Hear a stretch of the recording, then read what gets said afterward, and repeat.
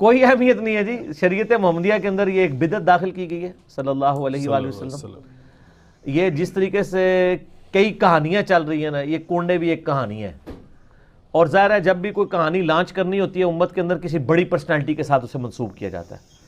تو یہ کنڈے منسوب کیے ہیں انہوں نے سیدنا امام جعفر بن محمد باقر بن علی بن حسین بن علی علیہم السلام اجمعین، المتوفى 148 ہجری.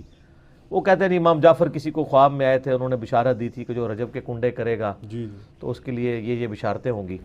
یہ تو سٹارٹ ہی خواب سے ہو رہا ہے. اس کا دین کے ساتھ کوئی لینا دینا نہیں، نہ امام جعفر کے ساتھ کوئی لینا دینا ہے.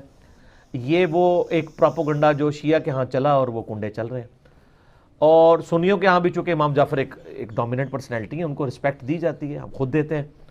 تو چونکہ اب ان کا نام بولا گیا ہے، جس طرح کہ 11ویں کے اوپر شیخ عبدالقادر جیلانی کا نام بول دیا جاتا ہے تو وہ 11ویں چلنا شروع ہو گئی ہے. بسم اللہ الرحمن الرحیم.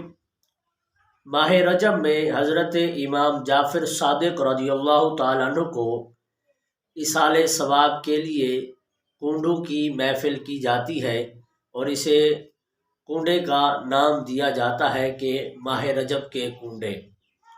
تو یہ ایک ایصال ثواب کی محفل ہے.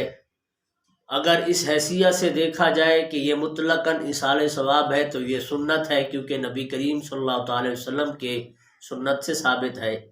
اگر اس حیثیت سے دیکھا جائے کہ یہ ایک ایصال ثواب کی ایک صورت ہے، جس طرح اور باقی صورتیں ہوتی ہیں، تیجا ہوتا ہے، ساتواں ہوتا ہے، 11واں ہوتا ہے، ششمائی ہوتا ہے، سالانہ ہوتا ہے، یا 11ویں شریف وغیرہ وغیرہ.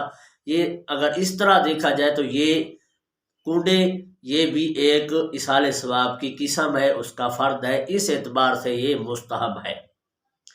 تو یہ اہل سنت والجماعت جو 22 رجب کو یہ محفل سجاتے ہیں یا ایصال ثواب کی محفل کرتے ہیں، تو یہ حضرت امام جعفر صادق رضی اللہ تعالیٰ عنہ کو ایصال ثواب بھی پہنچانا ہوتا ہے، اور حضرت امیر معاویہ رضی اللہ تعالیٰ عنہ کاتب وحی صحابی رسول، ان کو بھی ایصال ثواب پہنچایا جاتا ہے. یہ اہل سنت والجماعت کے نزدیک جائز ہے. اسی بات کو حضرت علامہ مولانا مفتی محمد امجد علی اعظمی صاحب اپنی کتاب بہار شریعت کے حصے 16ویں صفحہ 645 پر لکھتے ہیں 643 پر لکھتے ہیں کہ اسی طرح بعض جگہ رجب کے مہینے میں حضرت امام جعفر صادق رضی اللہ تعالیٰ عنہ کو ایصال ثواب کے لیے پوریوں کے کنڈے بھرے جاتے ہیں، تو یہ جائز ہے.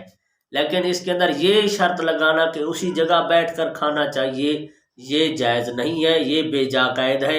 اور اسی طرح اس کے ساتھ جو کتاب ایک ہے داستان عجیب پڑھی جاتی ہے، اس کا بھی پڑھنا جائز نہیں ہے، کیونکہ اس کے اندر جو کچھ ہے وہ کسی روایت سے ثابت نہیں ہے. باقی یہ ایصال ثواب کی محفل کرنا جائز ہے.